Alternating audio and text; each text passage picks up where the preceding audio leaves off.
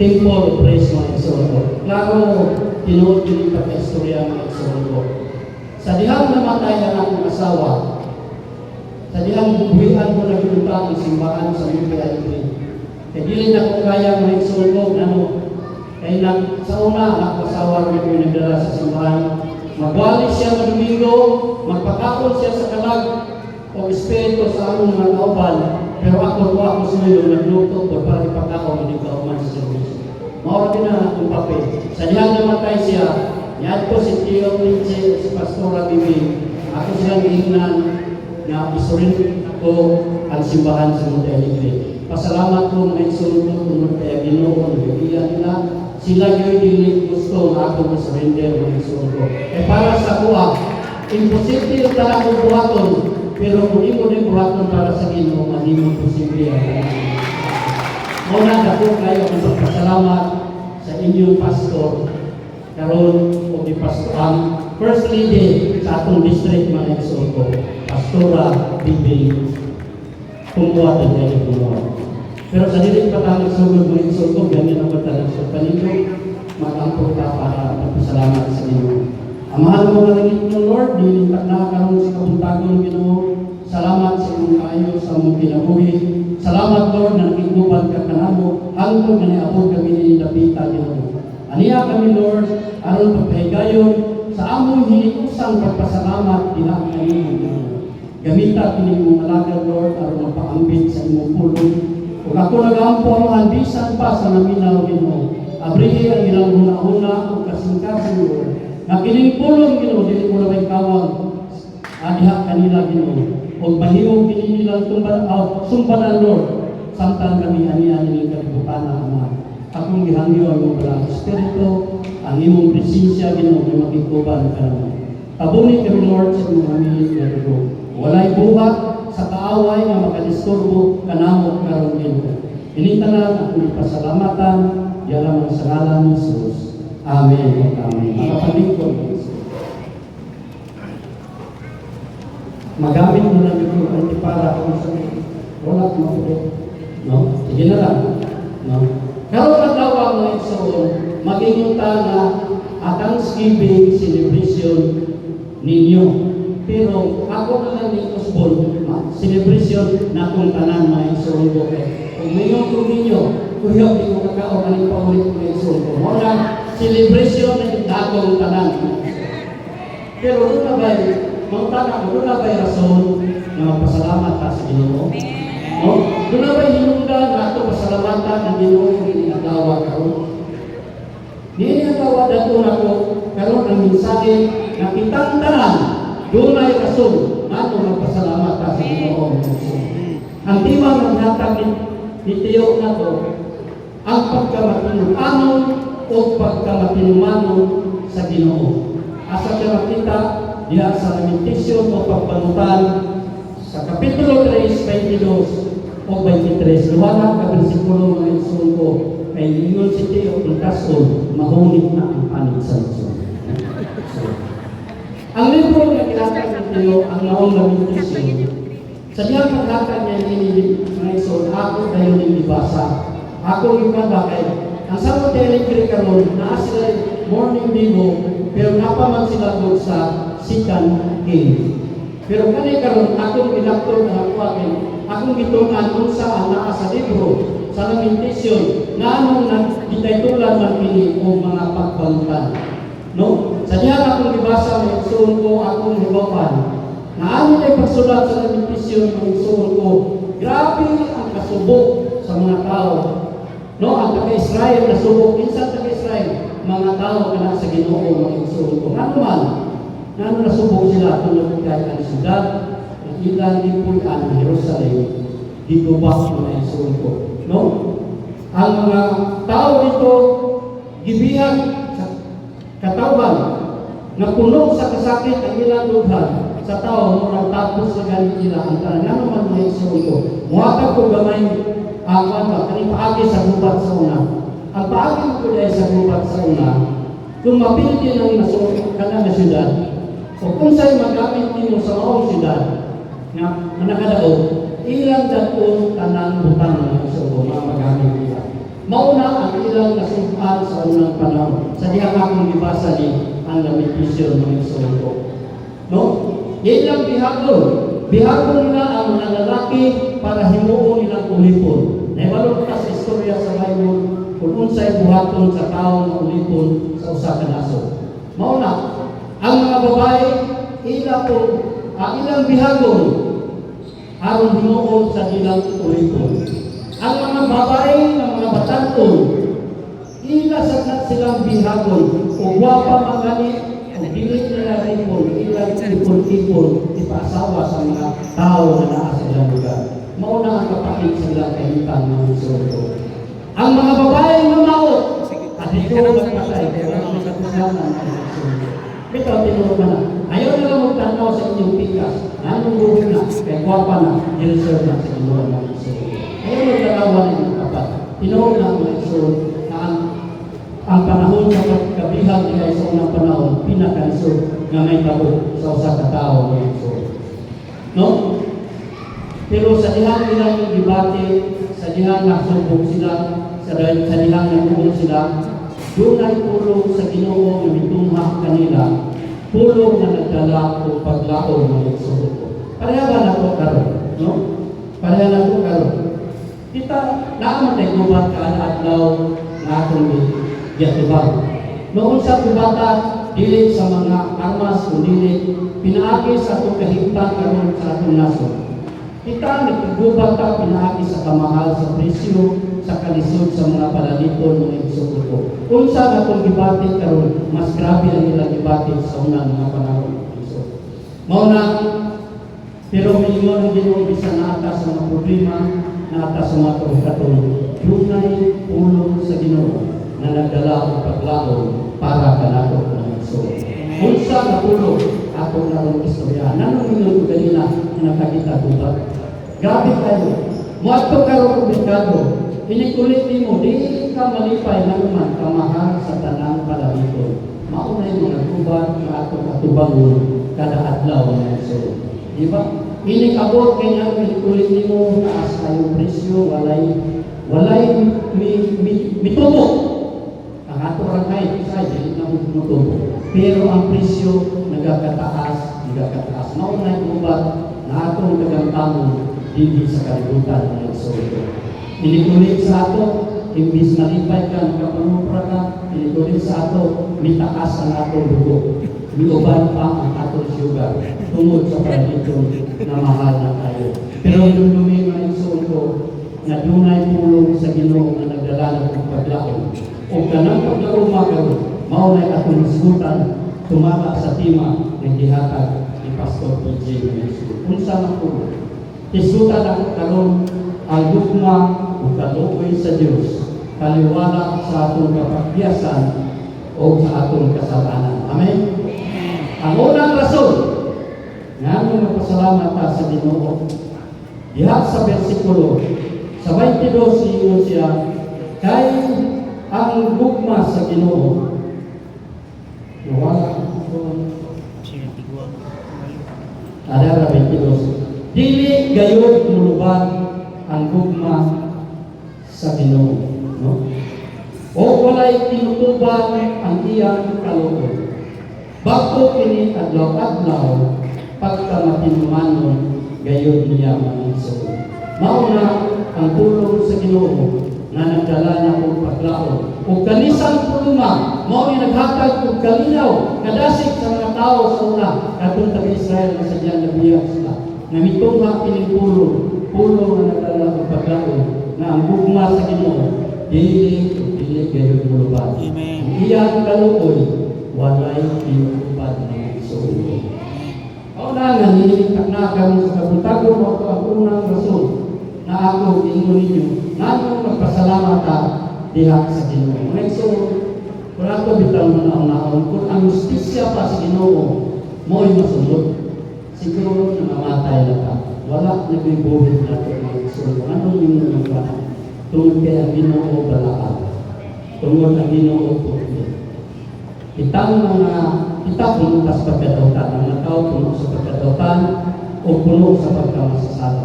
Apan tungod sa sa dakong gugma sa Ginoo nga rin nato mga igsoon ko maunang buhi.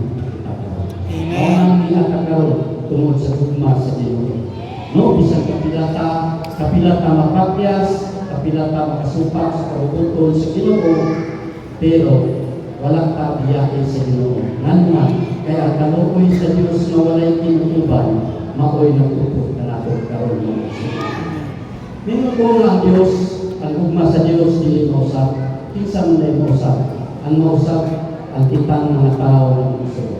Ang Dios dili mausap, pero ang tao ng igsoon ko mao'y mausap. Ano naman ko? Tungod kay usahay ang atong gugma sa Ginoo, magdepende sa atong sitwasyon. Di ba? Kung maayo ang atong kahimtang, kung maayo ang atong paninabuhi, grabe kang dahil sa Ginoo. Di ba? Pero kung dili maayo ang atong kahimtang, dili maayo ang atong panginabuhi, maapektuhan sa ang atong pagdayeg diha sa Ginoo mga igsoon. No? Apat ang gugma, ang pagigugma sa Dios kanato, wala niya ibase sa atong nang mahimo ng kaniya. Ang gugma niya, ihigugma ta kaniya kanunay sa tanang panahon mga igsoon. Mao na ang gugma sa Ginoo na iyang ipakita kanato mga igsoon. Kabantay mo. Ako kabantay mo sa ko. Sa among simbahan, may bawat na ako kung ang tao wala sa maayong kahintang. Nanuman. No? Ani ko muna istorya sa tao na maayo ang kahintang. Abunda ang pinabuhi. Nanuman. Kung ang tao gani makakita sa iyang tutanganan o bugas, puno pa ang sako. Kunya ihulbot sa pitaka, makahulbot pag isa kalibor sa kagatos. O niya inapri sa red. Bukas pa kayo, puno pa kayo, grabe na kumuday sa inyo mga igsoon. Ngano grabe siya muday, tungod kay abunda pa ang iyang kinabuhi mga igsoon. Kung muad to simbahan, hak naging taas sa kano, abunda ang iyang kinabuhi. Diba? Gusto gani na makakadlaw, himuon nila domingo. Ang magabi, himuon prayer meeting. Yan naman, nakasinatik siya sa abunda sa iyang kinabuhi. Pero ang tao walang abunda ang iyang kinabuhi, initanaw niya sa bugas, dili na galing umarong ang sako. Inituot niya sa pitaka, 20 na rin makuot. Initanaw niya sa red, tubig punaw na lang sa kasulot. Mato nagsimbahan mga igsoon ko, dili na siya kapataas ng gamot. Magdahil na magsimba sa Ginoo ang ginanang Kristo. Nga naman, kaya naa siya sa kahintang na dili na ayaw mga igsoon ko. Initingon, kaling tao na dasi, na puno na bunda, initingon sa pastor na, God is one! Isa pa rin sa mo. Oh, ay, naanak kayo sa kanya. Pero katong tao na wala sa bunda ng igsoon ko, kung saan yung itubag, kung ang pastor ninyo na, God is good. Ang iyan kung itubag ng igsoon ko na, God is so good. Dilit na God is good, God is so good. Initingon sa pastor na all the time, wakot siya na ito ba? Manak na po siya. Sometimes. Iyon anak ang igsoon ko na natong gugma usay sa Ginoo magdepende sa atong sitwasyon ng igsoon ko. Pero yung tagamo sa pusap man ang atong pamaag, ang atong gugma sa Ginoo ko sulti at taka. Na gugma sa Ginoo at iyang kanago, dili. Amen.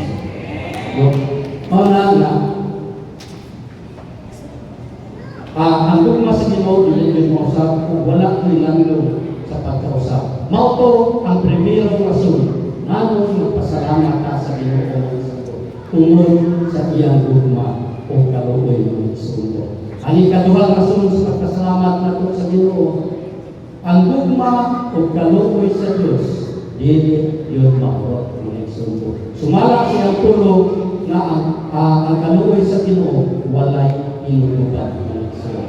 So, ang buot pasabot aning ang gugma o kaluoy sa Ginoo mulungtad kini hangtod sa kaaturan musaylo pa kini nangha sa nganan ng igsoon. Muna nausahay ang kamatayon makainuntan natapos na ako kaya ang kamatayon dili na siya makabugto sa gugma sa Ginoo para natin ang igsoon.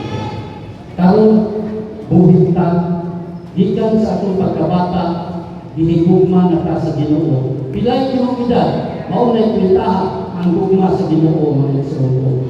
Mamatay ta, gihigugma gihapon ka sa Ginoo. Nanuman, kaya iniwan sa atong kamatayon, banhawon ta sa Ginoo. Tungod sa iyang gugma, daton ka sa langit mga igsoon. Aron ang iguban ka na hangin sa walay katapusan mga igsoon. Mauna nila ang kalanong pagkaanidyo sa gugma sa Ginoo para kanako. Kani kita sa Teopinjik, hingasan mo rin. Dili hingaon, hingasan ka na. Magsikibag pangasal. No? Yo, mangutana ko, ako pa na uso pa ba nang itawag nila tilde, Johaspar? Napa? Bitaw, kaysa una mo pinag-uso ng isuon ko, muadin na yun ang laki na to sa babae, kamakawin ko ang kabuto sa aking pamilya. Oh, ako na biktima na nakasulay ko anak sa una na kong asawa. At mao ka mong panumpa na kamatayon lamang ang makabuto sa atong panimimay. Wala pa makasulti sa ikaduhan akong pagkasabunon mga insulto. Pero insulti ko rin yan puhon. Ang kamatayon, maunay tagna o maunay sulti sa tao kung mahigugma ang tao. Pero ang Ginoo mga insulto, bisan pa ang kamatayon, hindi makatulong. Amen.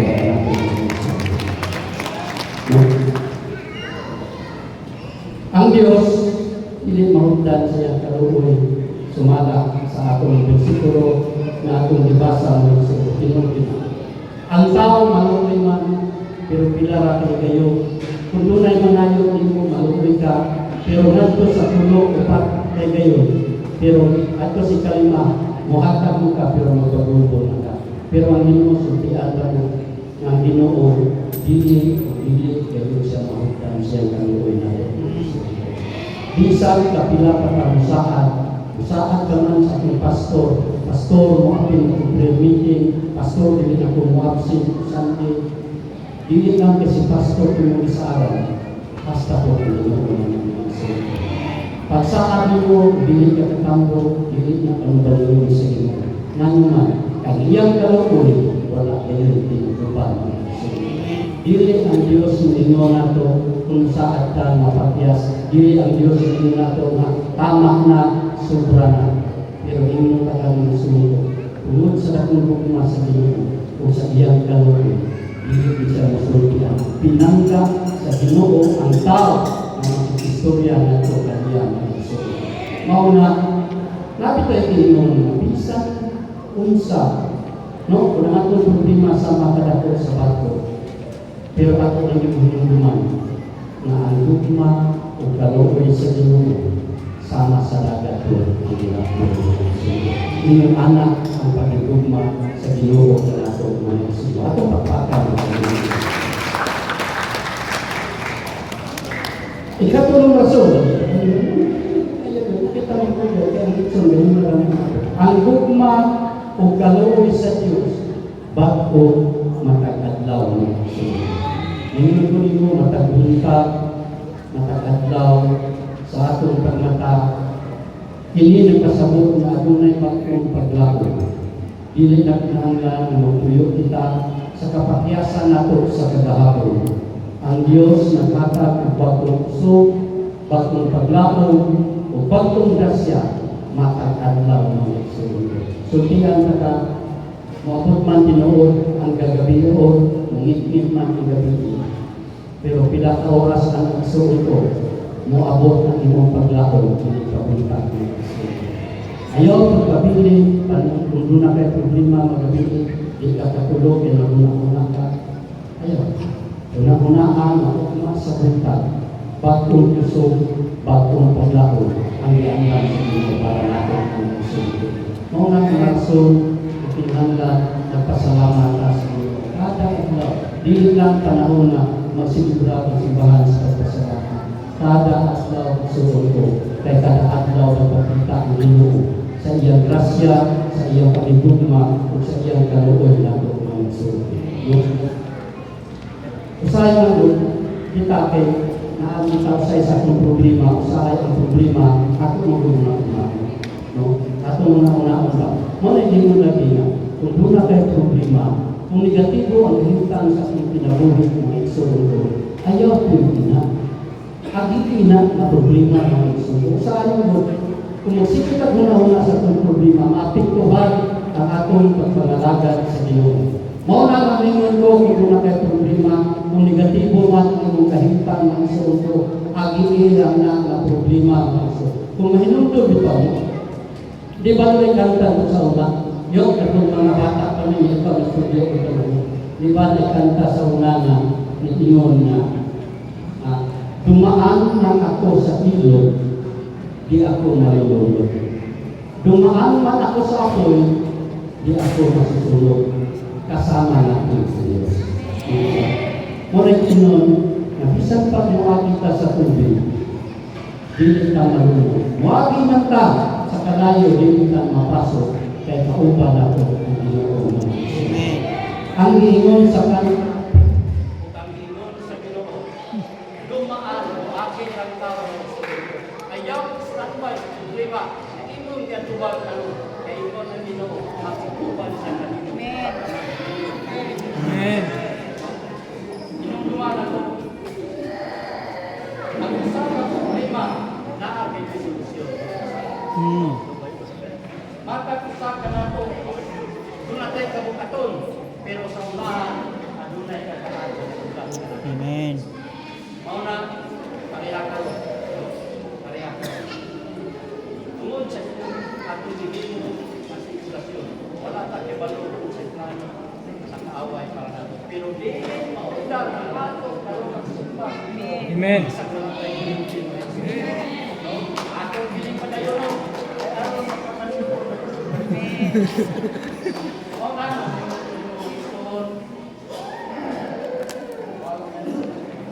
Kayo. Pinakita na. Sulaan? Oh. Oh, dapat. Oh. Ang matag-usa ka kasakit mga ito.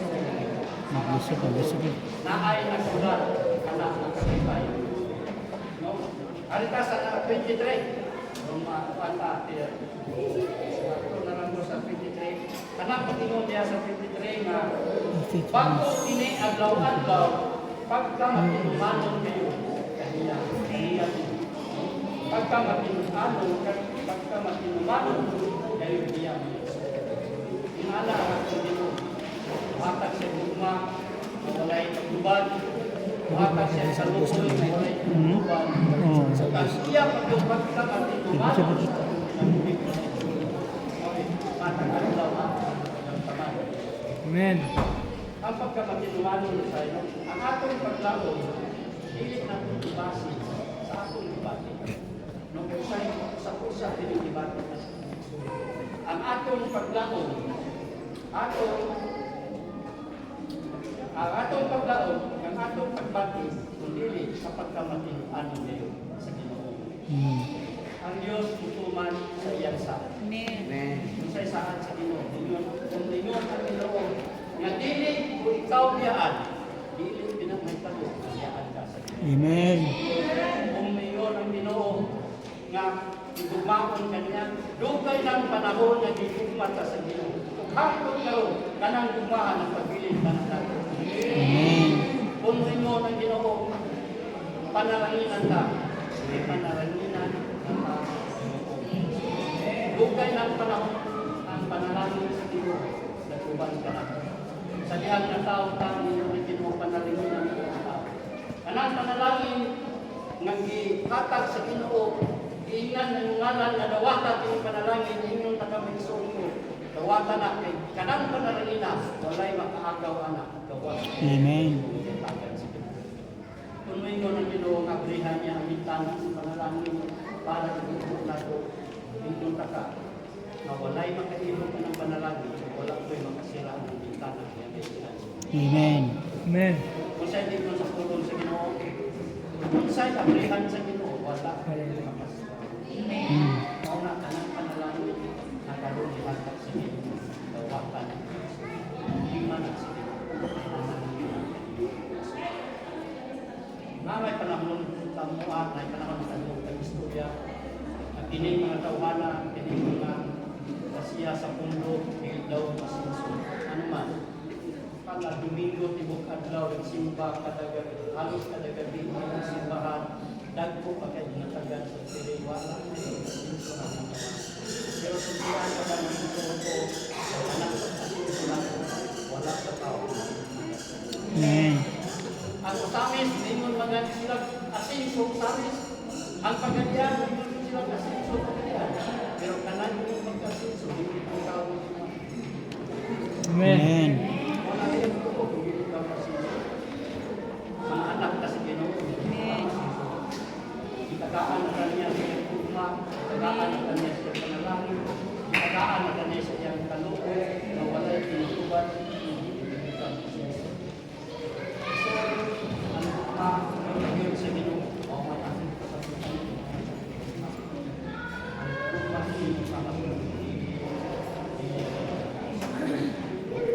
Isan mausaman ang kalimutan. Mausaman ang kanang taban. Karon nang isipan na Domingo kasi dunya.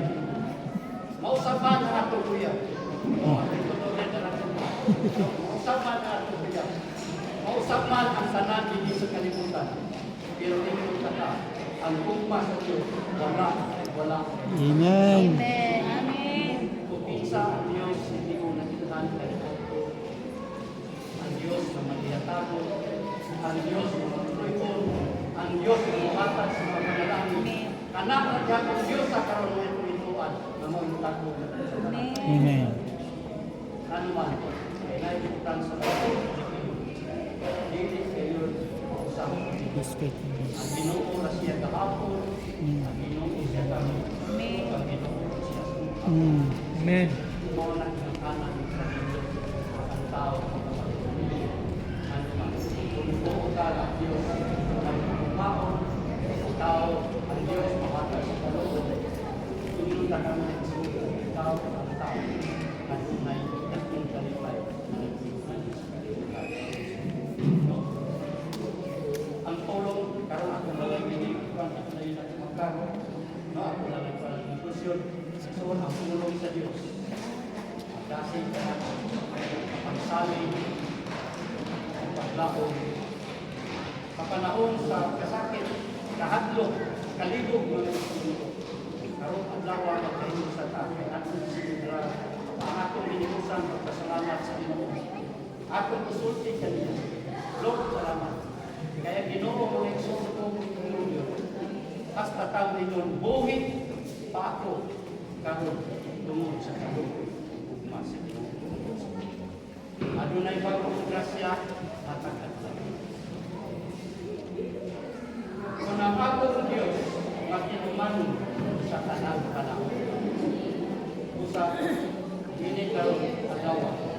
Ato isalig ang atong bagmaon diha sa Ginoo. Itugyan na to ang atong bagong tuig 2026 sa kamot sa Ginoo.